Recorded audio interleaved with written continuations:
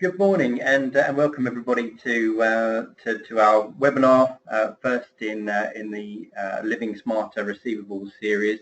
My name is Adam Wanacott, I'm Sales Director for Moreton Smith.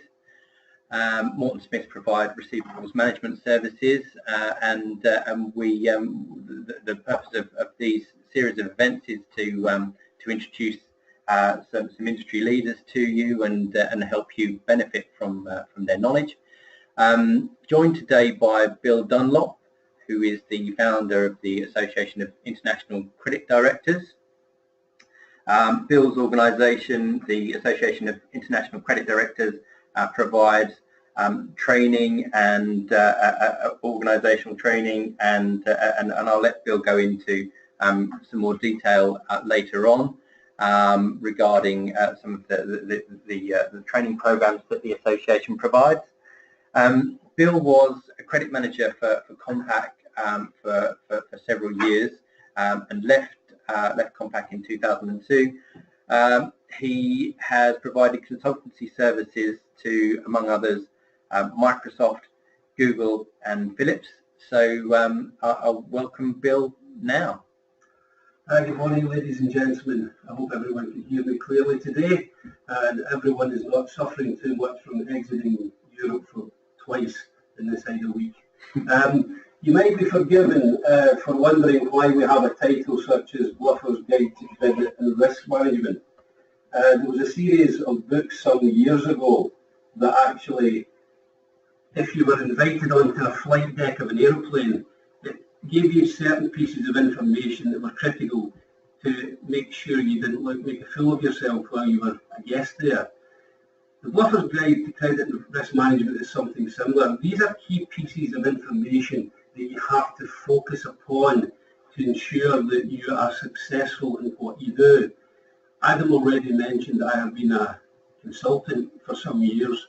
I was also an operational credit manager in the past. In that situation, I did have a real job. Throughout those times, I focused on these particular items in order to keep me getting promoted and stop losing me my job. So I will share those things with you. It's quite important to realise that if you ask 10 successful credit managers their most important points, you will probably get different answers and possibly in different orders. This is my personal view of it, and it works for me, and hopefully by sharing them with you, they will work for you in the future. We do have a few poll questions as we go through, and we will have a Q&A session at the end. So if you've got any questions regarding the presentation, you're welcome to save those to the end, or if you feel that you've got something pressing that you want to discuss, there is a box on your interface for GoToMeeting, and you'll be able to enter those questions. So going to kick through to the first slide.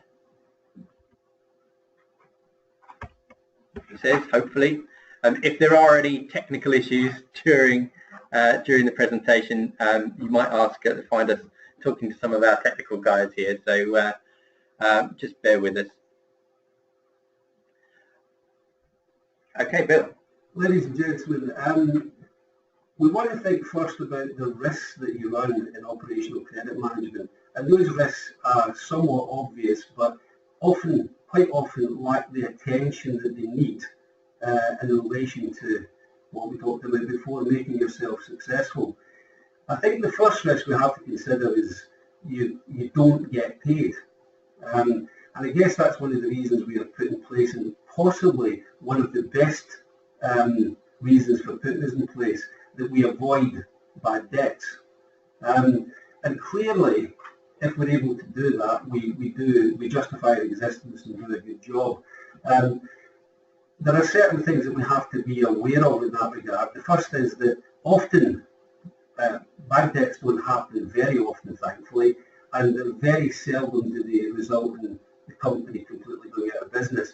That's particularly good, but we shouldn't justify our existence or merely focus on not having write-offs, because the second risk that we run and a very appropriate risk, is getting paid quickly. Getting paid quickly is, in my view, perhaps the most important reason for existence. And why I would say that is that companies most often, when they go out of business because of cash flow difficulties rather than that they have a bad debt. So it's important that we are able to control both of those risks in an operational sense. We may fail to win future business, and that's an obvious risk, and it's something that we can't always completely guarantee that we can do, but we can take some steps to hopefully make that happen. Quite an important thing from a behavioural perspective is to keep the relationship.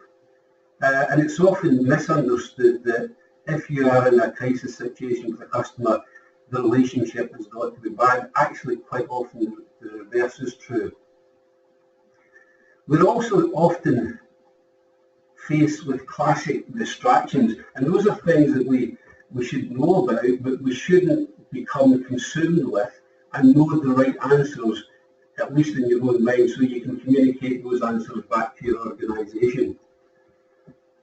Sustain credibility. If you're a credit manager, and indeed if you're in any part of the business, it's very important is your own personal credibility. A credit management that's accentuated, and we need to understand how we actually do that. And I guess the last and the most important risk that we run is that you may lose your job. So we want, in all cases, for good operational credit managers to prosper, and certainly not to lose their job. If we look at those the first of these particular risks, not getting paid, and how you actually negate that risk. The first thing I would always look at, whether this is a new customer and you're setting a credit line, or whether it's an existing customer who you believe you have some difficulty with, is the first thing you need to look at is previous payment performance. And the reason previous payment performance is important is that history tends to repeat itself, and if you have that access internally, which you should have, it will be indicative of what's going to happen for that customer moving ahead. The next thing, again, if you're setting the credit line in the first instance, or you're reviewing it because the customer's in some sort of difficulty, is something called tangible net worth. Now, why that's the most important key ratio for me is that if I set a credit line for a client, I regard it as an investment. And tangible net worth is a very good guide of how much the entrepreneurs have invested in that particular enterprise. Therefore, I would take a measure of the percentage of credit that you are being asked to extend or are extending in relation to the tangible net worth. Because if that figure is in excess of 100% of tangible net worth, arguably you have more invested in that organisation than the entrepreneurs, and that was something we would seek to avoid. And for me, it's a very, very important one. I stress again, other credit managers might have a different view, but since I'm talking today, my view is the correct view. Secondly, liquidity. Liquidity clearly very important on an ongoing basis. They have to have the cash available to satisfy your debt, and you also want to put them into a position where they're required to settle your debt first. You would want to understand about their cash flow and the dependencies in the cash flow.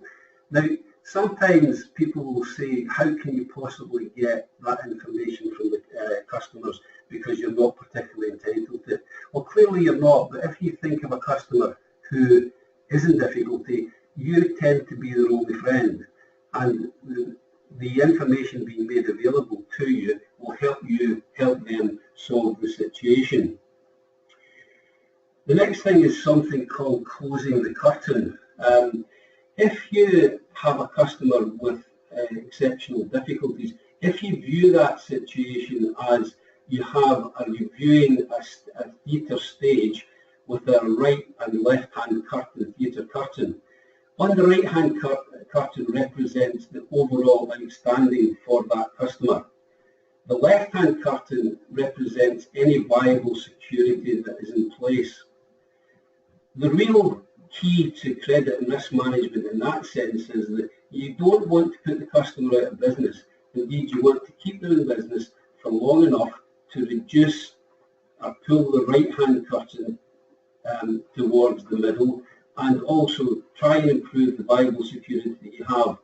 Now, clearly, moving the right-hand curtain is totally within your control, and you want to do that as fast as you possibly can. The left-hand curtain, because of the client's financial situation, is unlikely to move very, very fast, but you have to try and make it happen anyway, because over that period of time, the money you will likely lose is the gap in the curtains. So you have to plan to do that and continually. So keeping a customer in business for as long as you possibly can has got to be greatly to your advantage as a credit manager when you're managing the risk. You want to be look at security, and if you have security, you want to be able to evaluate it in terms of what it's likely to recover for you and how applicable it would be in any particular situation. In my years as a credit manager and as a consultant, my favoured form of security is something called a bill of exchange. Now, we could spend a lot of time today that we don't particularly have talking about bills of exchange, but they are the finest way of securing debt over time, and they have inherent legal advantages in that regard. Now, if you do not know about bills of exchange, I would strongly suggest you get to know about them, and the readily details of how you set them up and how you use them are available on the internet or from your bank, etc. The last thing in this particular space that has served me well over the years is a complete understanding of ROT, or retention of title. Retention of title, again, sometimes quite seriously misunderstood, and it only applies in the first instance if you're supplying goods of a certain nature that can be recovered from the customer. Therefore, in situations of distribution where you have tangible goods at risk, retention of title is important. From a technical side, you have to ensure that your contracts include retention, very clearly defined retention of title clauses, and that all of your supporting documentation, such as invoices, refer to it also. Now, one of the major drawbacks of retention of title is that often if you try to exercise it as a credit manager, you have to break the law of trespass to do so. So if you go to a client's premises, you have to be able to be invited onto the premises, and you need to do that very quickly, i.e. before a receiver is appointed and is in place. Therefore, if the situation is serious enough for a particular client, if the debt is sufficiently large, you have to have a plan for that customer that could be quite extensive to get you in there fast and make recoveries as possible. My best example of that is that a very large European distribution failure, we had to hire trucks to be available to us an hour's notice in 3 separate countries. That actually was put in place, and when we came to exercise it, when we had to, we made massive recoveries because of that. That had the downstream benefit because we also had some credit insurance in place, that the credit insurers were delighted that we had done everything we could to minimise the risk, and therefore all our claims or subsequent claims were paid in full.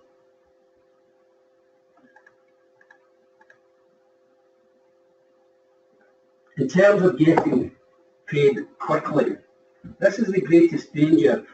The most important thing from my perspective as a credit collection operation is to have accelerated cash into the business as quickly as possible. To release cash from receivables, we have to do that on an ongoing basis.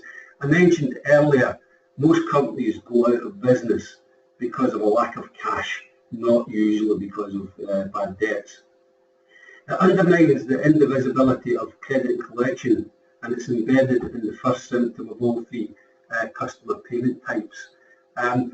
If we think about customer payment types, and possibly preaching to the gallery here, but can't pay customers, cash flow. Well, cash flow simply means that they can't pay all the debts to all the people all the time, and clearly undercapitalisation is a much more serious problem. And if you encounter undercapitalisation, it has to be very, very quickly referred up to the line, because that's the most likely cause of a bad debt. Won't pay customers, cash managers, we have to be able to play the game harder. And these are people who will have you on 60 days when your contractual terms are 30 days. We have to be able to make them admit to the fact that they're playing the game, and you have to, as your organisation, has to support you and make you play the game harder and ensure that they actually adhere to their contractual terms. Shouldn't pay customers, this is where we have a problem with quality of invoicing, etc. In those particular cases, my belief is still the biggest game in town. Often I consult with very, very large customers, and they have north of 20% invoice defects. That means that the credit and collection operation has to talk to customers. Every fourth customer, they're going to encounter a problem with invoice quality. And the sad thing about that is completely solvable within your own organisation. But organisations tend not to realise that or act upon it appropriately.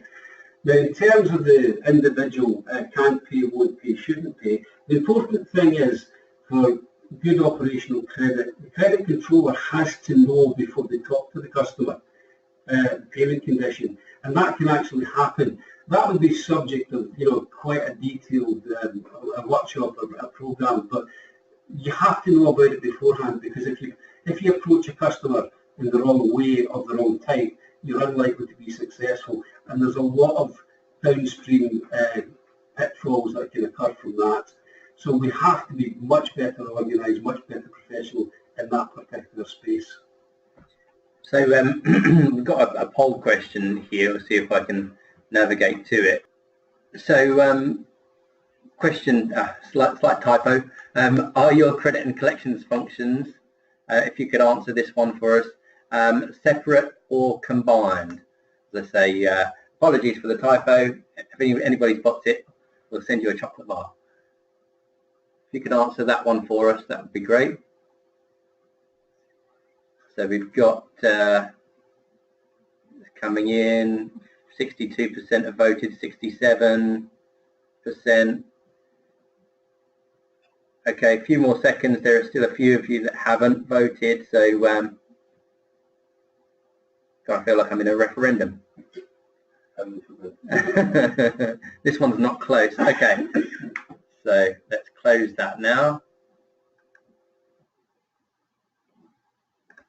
and share the results. So 38% have separate credit and collections functions and 63 combined.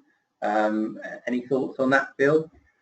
I would say again that if asked to consult with customer with any of my clients, I'm very consistent that if I'm asked, I always recommend that the credit and collection or credit and risk functions are merged, and the same people are trained to do both jobs. That's my particular view. It served me well through my career, and I think customers or clients of mine who have went that route via my consultancy have prospered in that regard. I don't know how much pull or weight people have in their own organisations, but if you did have, I would strongly suggest you go in favour of merged operations in that regard. Okay, let's move back. Okay, ladies and gentlemen, just a couple of things that we need to think about in terms of getting paid quickly again.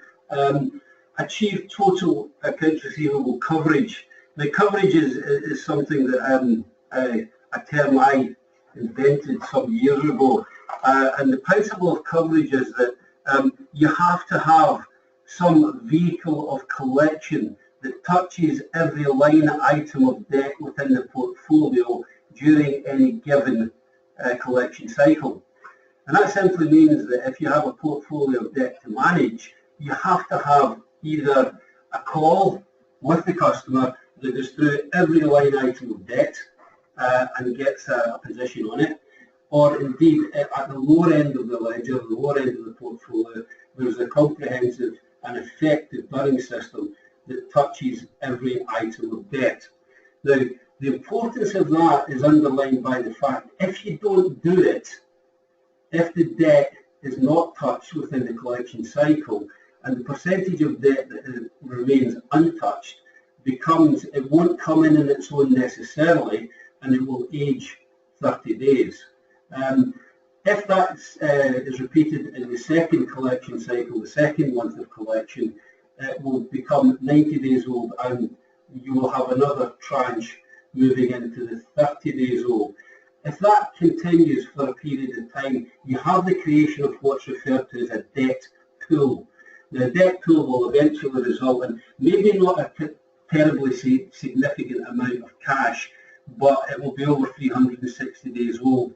It will have become very stale, and in order, when you realise you have that problem, you have to have some sort of campaign to address it.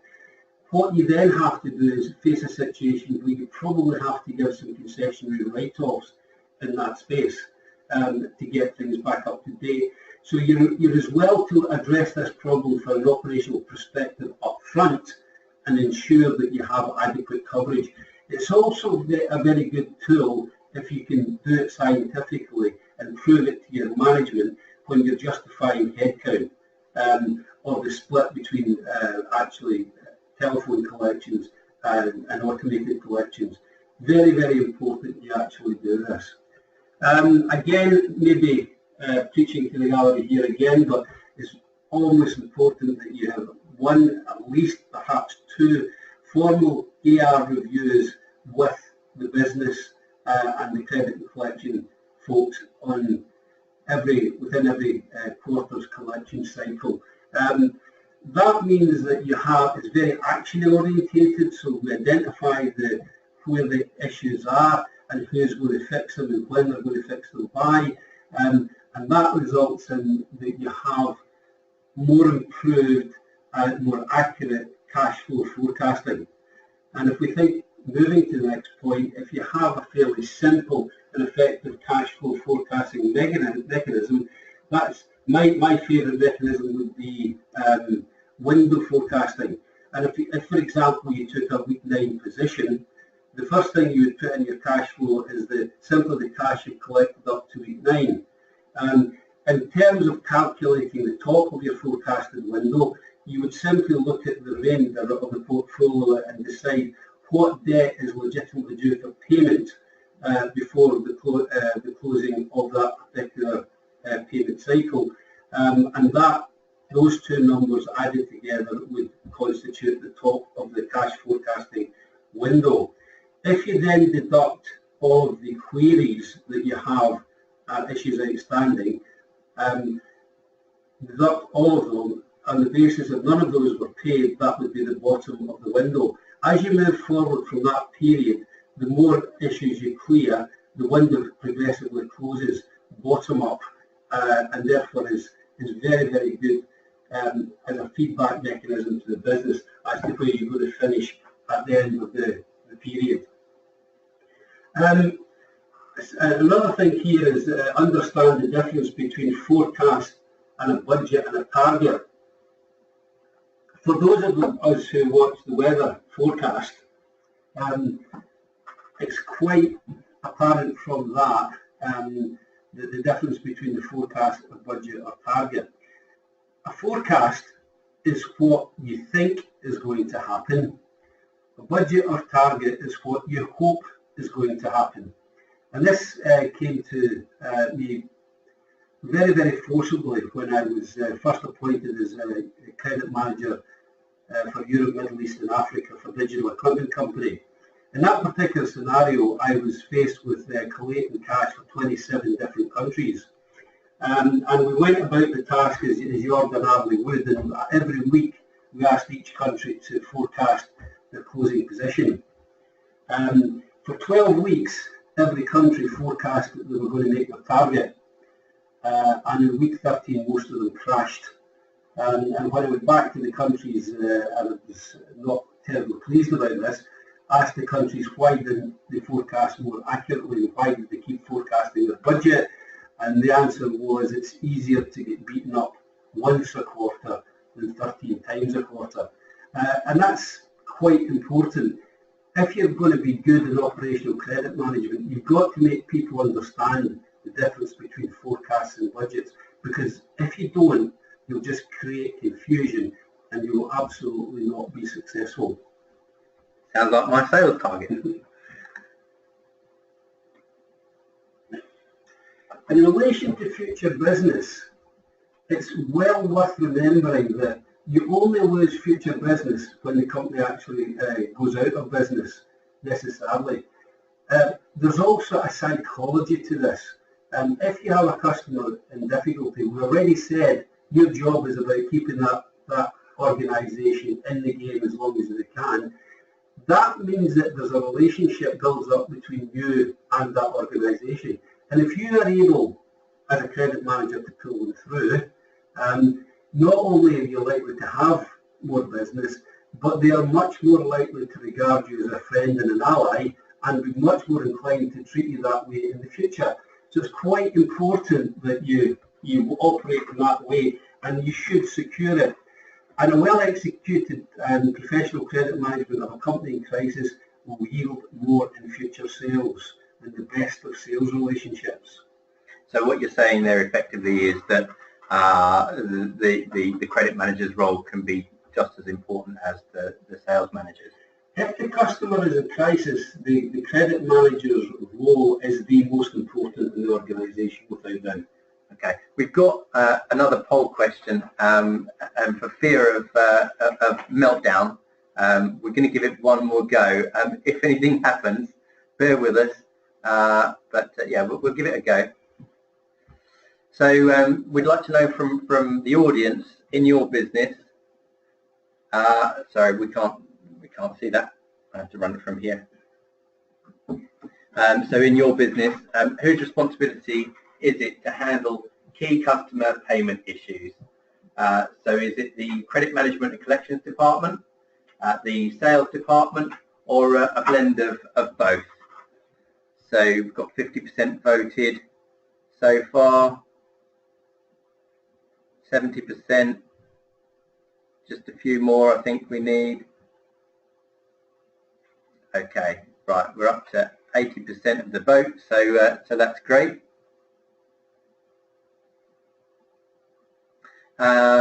So blend of both, is that consistent, Bill? Blend of both is absolutely the best answer to have, and it speaks before about when we talked about a regular AR review, including the business. For the 13% of people who said it was the credit management and credit department in isolation, I think you guys need to do some work in that space if you have the ability to do so. Okay. Right, good, we're on. In relation to the relationship, you need to be, as a successful credit manager, the best relationship manager on the planet. You have to remain professional. You have to be emotionally detached. So I appreciate sometimes that's difficult for you, but it's important that we don't regard it as a battle or a war. And if you have a particular element of success, it's quite important that you don't display that, or, as I said in the slide here, go on that success. Relationships forged between credit collection and customers are often the strongest and longest lasting. Some years ago, some research took place in relation to how long the average sales relationship existed between two customers, that's a vendor and a client, and correspondingly with the credit and collection professional who was involved. and the results were quite startling. The average sales connectivity or relationship lasted for about 2.5 years, and the average credit and collection relationship was about 7 years. That's particularly important, but as a successful credit professional, credit manager, whatever, your relationship absolutely has to be the best. If it's not, you're not successful if you've got a reputation for beating people up and enjoying doing that. It has to be very good in that regard. Okay.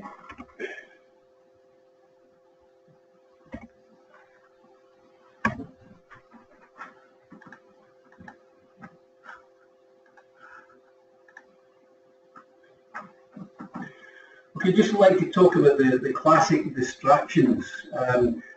I think we've already discussed at some degree structural. Should credit and collections be separated as a function? I already said this is the argument you must win.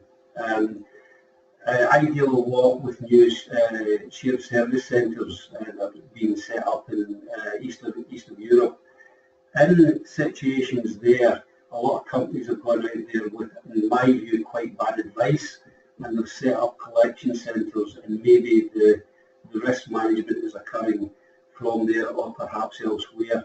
They have been, in my view, hugely unsuccessful in that regard, because, again, it talks to the indivisibility of credit and collection. In my view, the classic purpose statement of credit and collection is to maximise collection and to manage risk, and those have to be done, in my view, hand in hand. Another classic question that you may be asked in sometime in your career, should credit and collections be centralised or decentralised? I think it's the most pointless argument in the world, that particular argument. And why I say that is that people will argue passionately for the reasons it should be centralised, and people will argue passionately for decentralisation. But there is a simple truth here. If it's centralised, it will be more cost effective. There's no question of that. If it's decentralised, it will deliver more customer satisfaction. Equally, there's no question of that. Either can work, undoubtedly, and it's a matter for the organisation. So it's a case, it's valid, but I wouldn't spend an awful lot of time worrying about it. Next point, I would, operational reporting requirements. I think it's quite important that we understand the difference between operational reporting and what I refer to as ego reporting. And how I would define operational reporting is that if someone is required to submit a report, but in doing so there is some particular benefit in making that and doing that report, something comes back, and whatever comes back from that makes your job easier. There has to be a limit to the number of reports, and it's best to have a package of standard reports that everybody can live with. If you are producing a report for someone and you don't think that report's valuable, it's quite often a good tactic to stop sending a report and see if anyone screams. And quite often they won't scream, and if they do, but they haven't had it for 3 months, if you ask them how they survived for the 3 months without that particular report. But the most dangerous is ego reporting. And ego reporting is when you have a manager or someone who resides higher in the organisation than yourself, who they have a job title and an ego to match, and that ego or job title demands a report. It's quite often no more than that, and you have to ask, really be courageous enough to question, why do you need this report, and could you do without it? Because the reality is you probably have better things to do. And if you think of this logically, particularly in a collection scenario, quite often if you're looking after collections and you have a bad month of collections, often the first thing you're asked for is an incremental report. What that means is that you have to take some time out, perhaps a day, actually saying why you haven't done very well.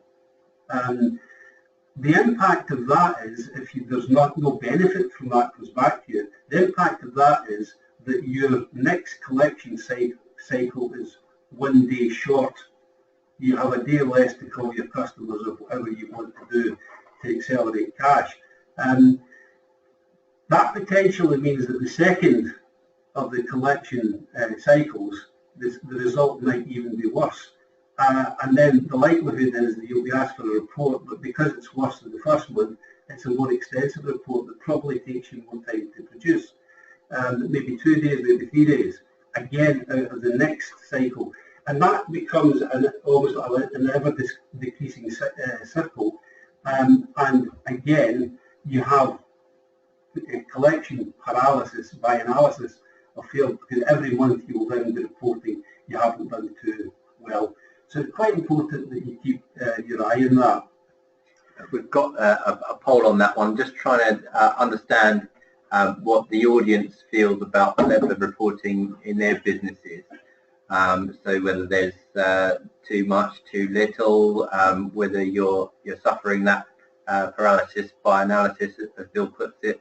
So let us know. So what are thoughts on the level of reporting within your business? Too much, too little, or about right?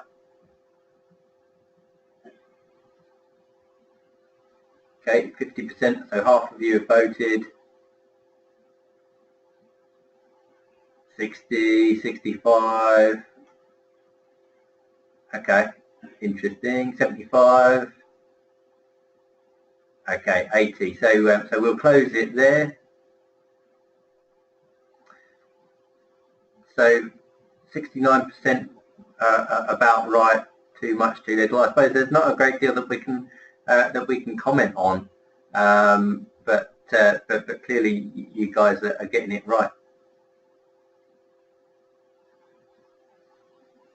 Okay, lastly on that particular slide, if we think about bad debt provisioning, a particular of interest to me is this, because having spent years going through the ritual of bad debt provisioning, I became totally sick of the whole process, because you had a major ledger to go through, analyse, look at specific accounts and make suggested provisions. And you maybe spent hours and hours or perhaps even days creating a provision. And you took it to the finance director at the end of those days, and they had a look at it. And usually the first question they said, the first answer they gave you was, well, we can't afford that. So you would then go away, you would look at it again, and you'd maybe be choosing between two accounts that you think should be provided against. And you opt for one because you think that's the best bet, and you get to the bad debt provisioning down to a more affordable level. But the problem is that downstream, if you pick one or two accounts to make provision for, and the other one that you haven't made provision for, you've removed, goes out of business, you will still get blamed for it going out of business, and you will still get blamed for not making the provision for it. What we did in Digital Equipment Company from a European perspective, we ran the business for 1 year, 4 consecutive quarters, where we took the opening bad debt provision as an affordable number and just repeated it for 4 times a year. And it's freed up so much more time for actually doing effective collection work, and it was excellent.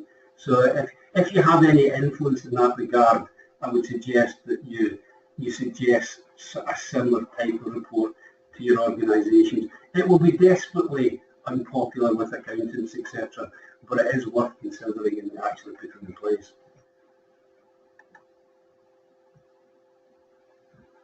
Sustaining your credibility. Again, like your relationship, it's very, very important that you should retain your personal credibility. In order to do that, the first thing is that you need to understand the difference between philosophy and policy. And often people don't. Quite often a newly qualified credit manager, a newly appointed credit manager will be asked to write a credit policy, and if it doesn't exist, the biggest mistake a credit manager can make in that particular situation is go off and write a credit policy, utilising all their skills and knowledge. Because the reality is that unless they understand the philosophy of the business and the business drivers in relation to credit and collection, they will not be able to write a successful policy. Now, if you ask anyone what the philosophy is, and I have asked many directors of organisations that question, and the immediate retort is, what do you mean by that? And what you mean by that is, how does this organisation feel about its customers from a credit and collection perspective, and how does it want them to be treated? You will get all the right answers if you ask those questions. They will say all the right things, indeed all the things you would want them to say. If you then write the policy based upon their answer to the philosophy, they can't come back sometime later when you're applying the policy and say it's counter to what the business wants. It's particularly important, this, and it works very well. So always think about this in the 3 Ps, the philosophy, the policy, and the process and procedures. The philosophy is a fairly short statement.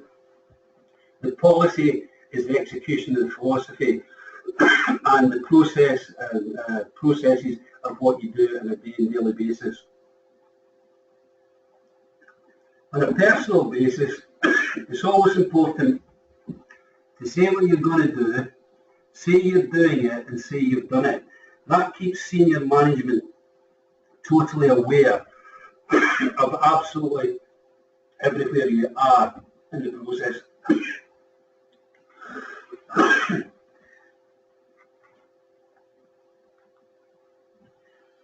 Next thing is to be predictable.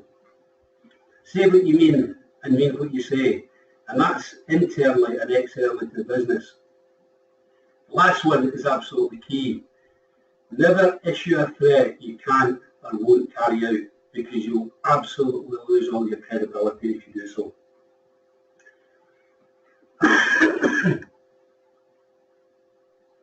So this is, when we were running through this presentation last week, I saw the 3 envelopes, and within the office we were all intrigued as to exactly what the 3 envelopes were and what it all meant. Bill? Okay. And the last piece is obviously about keeping your job, and there are a couple of key things here, and the last one's just a little bit of a funny, but the first 2, manager. It's very, very important, whoever is your manager, whether it be the finance director, whether it be financial accountant, whether it be sales manager, administration manager, whoever it is, your ability to manage that individual will be key to your success. So you have to get to know them, know their foibles, and work it in that particular way. That's particularly important. Now the second one, use retrospective justification. Now a lot of people will be sitting there and wondering what is retrospective justification. Now there's an easier way to say it, and it's called covering your ass. And basically that's a situation where if you have a bad debt, irrespective of the value of the bad debt, and particularly if it's significant in relation to your company, if you take it to higher echelons of management as a bad debt and just say, I have got X amount of pounds, euros or dollars to write off, you will be by definition blamed for that bad debt if you just take it in that way. Retrospective justification looks at the matter a slightly different way. We talked earlier about keeping the customer in the game, up and active, and continue to sell to them while you reduce the exposure. If the magnitude of the bad debt should be measured against how much business has been transacted with that client during the period of your stewardship or during the period of the crisis, and then if that level of business is distilled down to net margin that has been delivered to the business during that period of time, that is the comparison that you have to do, because that comparison will often tell a very different picture of those particular transactions. It often will mean that you've done a fantastic job for the business. So if you have a bad debt, we have to actually look at it in that way. Now, if all of this fails, and I hope you find some of it useful, I will refer you to the element of the 3 envelopes. When I first had a job as an operational credit manager, I had a couple of days of handover between my predecessor and myself. And he kind of showed me around and told me a few things about the company. Before he left, he said, I'll leave you with these 3 envelopes. I asked him why. He said, well, I would like you to use these envelopes in strict order in case you get into some sort of difficulty whilst doing this job. So that was fine. So he went off and I started embarking on the job. 2 months in, with a major problem with performance. And I didn't like the sound of it in terms of my own personal survival. So I decided to open the first envelope. When I opened the first envelope, it said very boldly, blame your predecessor. So I did, and I got away with it. Went on for another 3 months and with another particular difficult situation which could easily be attributed to myself. I thought it was time for the second envelope. Was it in fact you? Sorry? Was it in fact you? The second envelope when opened, it said blame the system. So that seemed like a reasonable idea, so I put forward a justification to blame the system. So that was fine. Another 3 months down the line, inevitably there was another crisis, and I thought it's the third envelope. When I opened the third envelope, it said prepare 3 envelopes. So I guess that's the end of the line. Thank you very much, folks. Okay, so that's the end of the main part of the presentation. But just wanted to well, firstly encourage any questions you've got. So towards the bottom, I think, of the GoToWebinar interface, you'll see a section for questions. So you can type your questions, and we'll get those, and I'll put them to Bill. Bill, did you want to tell us a little bit more about what the AICD does? Yeah, okay. The Association of International Credit Directors was formed by myself in 2014 to recognise the fact that at international level a lot of large companies were changing the title of their senior credit managers to credit directors. In the view of the fact that my view, and certainly those people who had been appointed, were that they were, it was good for the industry to have recognised in that way. We formed the association from a number of my clients who had succeeded in being awarded that title. The group actually exists in workshop format to improve for the betterment of the profession. So we don't have meetings where we receive presentations or essentially are sold various products or anything like that. We actually try to take on problems and make things better in our profession. Probably our most noticeable achievement is that we were asked in November 2014 to provide an educational pinnacle for international credit management. We rose to that challenge. We engaged with Open University. We worked very, very hard, and basically in May of this year we launched our first cohort of for international credit, the MBA in International Credit Management with the Open University. That was very, very successful, and we will again in the coming weeks be looking for students for the next November cohort. This is quite a unique thing. We run it in parallel. We run something called the ICD Dynamics, which is a collection of online modules which include case studies, student tests, and matters of very specific knowledge, expertise that are relevant to the profession. This is quite unique, and it is getting very good visibility within the profession, both in the UK and clearly overseas. Great stuff.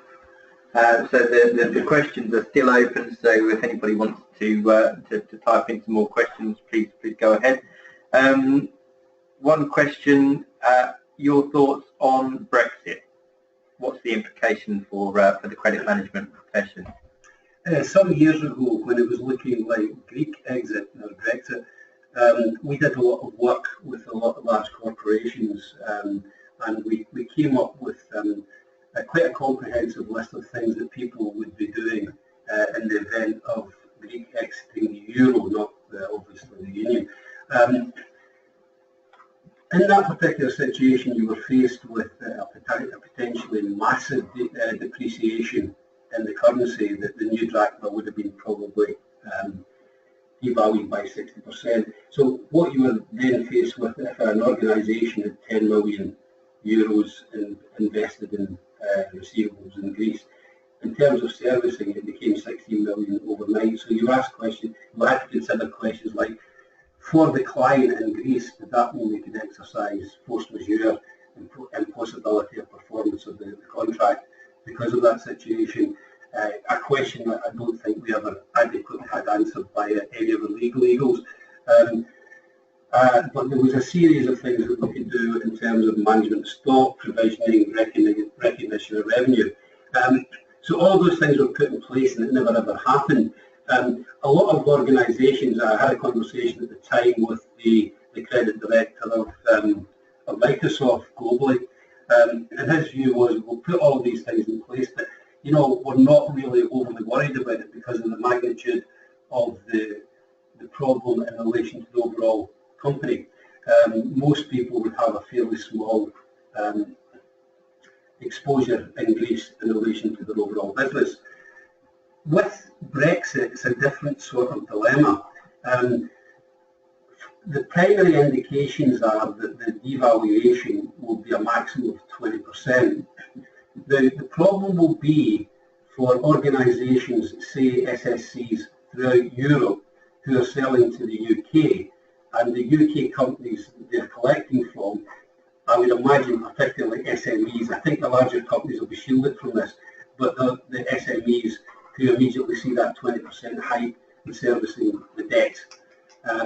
Now, we are currently considering whether we will run a workshop in association with Dun & Bradstreet to see if the devaluation is significant enough to merit doing another workshop indicating practical steps that organisations could take. It really depends on the level of depreciation. But interesting days nevertheless. Okay, that's great. Well, we're very, very near to the end of the session, so just wanted to firstly to thank Bill for joining us today, and to thank everybody for attending and for taking part in the polls. Hope you enjoyed it. We've got another webinar scheduled for same time, 11 AM on the 19th of July.